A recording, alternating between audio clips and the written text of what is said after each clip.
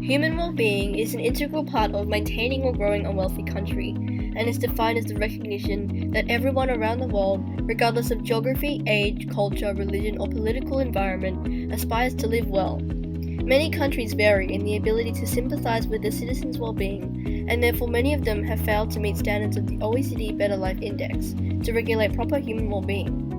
There are a total of 37 OECD countries right now, and those countries make up 63% of the world's GDP. The study of India and Australia is particularly notable as we see India part of the 37% who holds fifth top GDP as a non-OECD country, even higher than Australia, who interestingly falls to 13th GDP as an OECD country. This begs the question whether GDP is an accurate measure of well-being in terms of life expectancy and wealth distribution. Since the beginning, the world has always been distinguished into poor and rich nations, and the traditional indicator of wealth, GDP, has been utilized in order to measure human well-being. The adverse effects of this fault has unfortunately fueled a perpetual cycle of poverty in India, with the gap dissociating more significantly from wealth.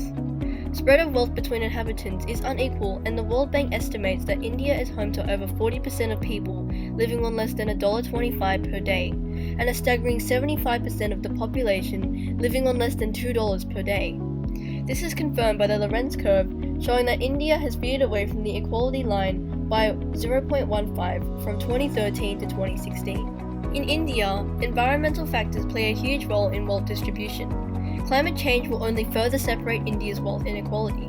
As shown in the map, the most extreme weather from 1998 to 2017 has condensed around India, and this notably correlates to the change in percent of GDP per capita. In the map, India expectedly has over 20% loss in GDP, and this is all due to the climate. Societal factors such as in-group bias also become a huge motivator in resource and wealth inequality. This causes poverty to perpetuate outside in-group bias, diverging wealth distribution more significantly. This imbalance increases ill health and reduces the educational opportunity of the poor, leading to a reduction in health and lifeline. Australia has stronger institutions, so there is less likely to be fraud and in-group bias, which gives all citizens equal opportunity to rise above the cycle of poverty and contribute more prominently to the wealth of the country. These factors make Australia vary greatly in human well-being compared to India, evidently through the steady growth of Australia's economy over the past 36 years in terms of GDP, with an exception to COVID-19 affecting 2020's economic trough. In terms of government or individuals' response to issues in each country, particularly with the recent ongoings of the pandemic, the Australian government has been quite active in ensuring that well-being is of utmost priority.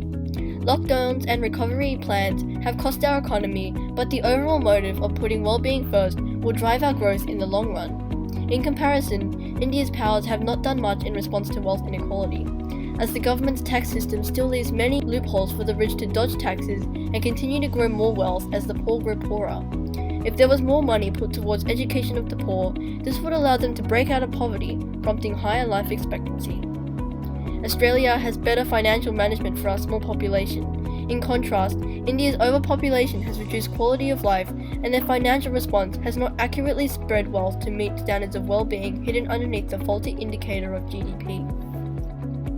India maintains a life expectancy of 69.42 and has a population density of 382 persons per square kilometre, accounting for a total population of a whopping 1.353 billion people. But their life expectancy is still below the global average. Societal factors of overpopulation in India dramatically decrease the quality of life. Due to such a high population, mortality rates are higher because of struggle for food and competition for land. Environmental changes further contribute to the overall physical well-being of India's inhabitants. As climate rises globally by approximately 4 degrees Celsius by 2090, there is a struggle for crop growth and food security, which is expected to decrease by as much as 50% by 2018 as their current population continues to rise. Compared to Australia, India's overpopulation adversely affects the ratio of farming land to housing and infrastructure, as well as increasing the volume of waste. Economic factors also heavily determine life expectancy. India's top 5% today earn as much as the remaining 95% in poverty combined. These people cannot afford luxuries of healthcare, putting them at a higher life mortality rate.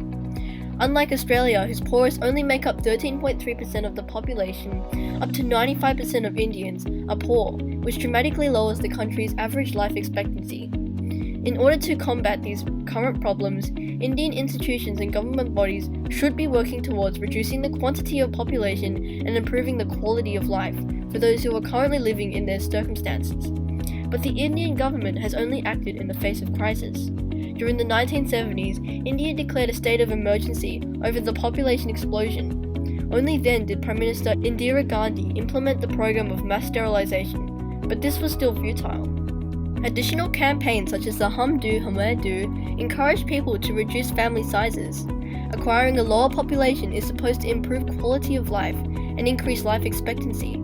This campaign has effectively contributed to the 3.63 increase in life expectancy from 2008 to 2018. Nevertheless, this is still below world standards. Australia maintains a life expectancy of 82.75 with a population density of 3.1 people per square kilometre. This accounts for a total population of 24.99 million. Compared to India, Australia's life expectancy differentiates by a massive 13.33 years. Environmental factors play a large role in this.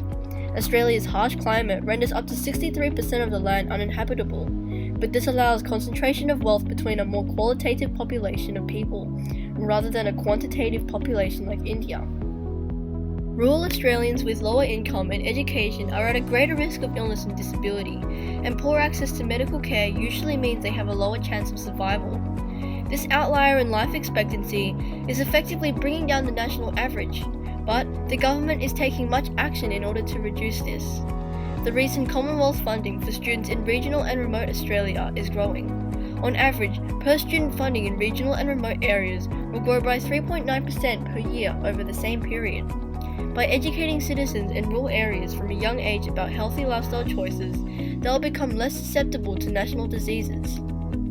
This has risen life expectancy by 1.35 years since 2008.